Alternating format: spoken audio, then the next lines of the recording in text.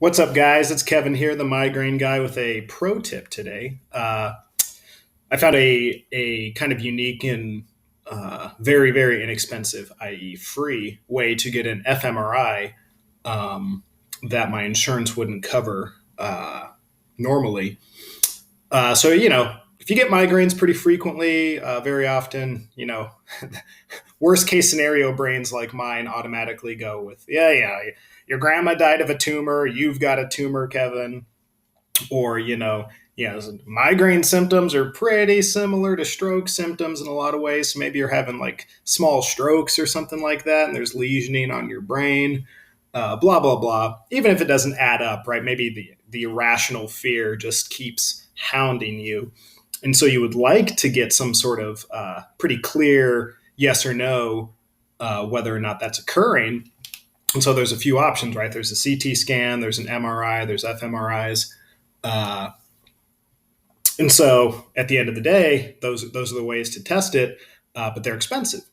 And if you, like in my case, you go to your neurologist, run some standard tests, right?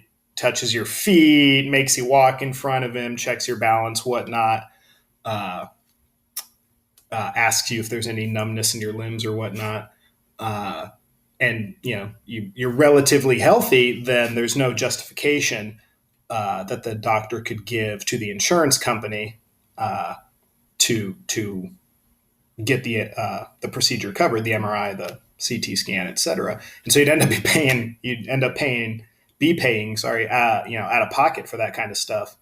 And MRIs are super expensive, right? You might be able to find like a decent smaller clinic that'll do it for $500, but they can range all the way up to $2,500.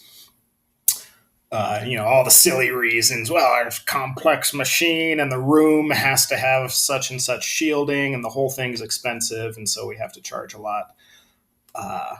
Awesome. Anyway, so what I did just for my own peace of mind was on at my campus where I go to grad school. There are flyers all over from the political science department for people who want to take part in a study to help them research maybe what areas of the brain respond instinctively to political stuff, where your prejudices might lie or something like that. And so, I took the little slip of paper, sent the email to the group saying, hey, I don't know if I meet the kind of standards you're looking for, but I'm willing to do it. And they said, sure, come on in. So at my campus, there's a pretty new, it's the Brain and Behavior Center, or Brain and Behavior. There's a third B. I can't remember what it is. Anyway, it's all brand new, state of the art, et cetera, et cetera. And so they were having access to it. And what they would do is in the MRI tube, they'd show you some pictures through a mirror, and ask you some questions, and you would respond on this little push button response pad, and the MRI would record, how your brain was responding during the question answer process and seeing the images. And so I did that all honestly. I wasn't trying to just get the MRI for the sake of the MRI, right? Like I wanted to give them good results. They even paid $30 at the end of it to me for participating. But then a day later, after the study was done, I just sent an email saying, hey, I know these are digital files. Is there a way I could just get a copy for my own curiosity and use? And lo and behold, they said yes.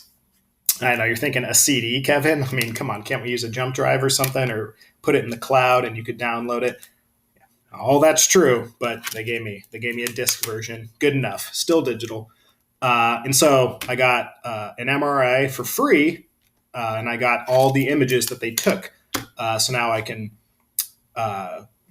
make a copy for my neurologist, have him look at it, just quickly make sure that all of my probably irrational fears aren't justified, that there's no tumor or lesioning. So I don't know if something like that is available in your area, but it doesn't hurt to look. And if it's true for only a small fraction, well, hey, that's a small fraction that get a free MRI. So again, this has been the Migraine Guy, Kevin here, and I'll talk to you later.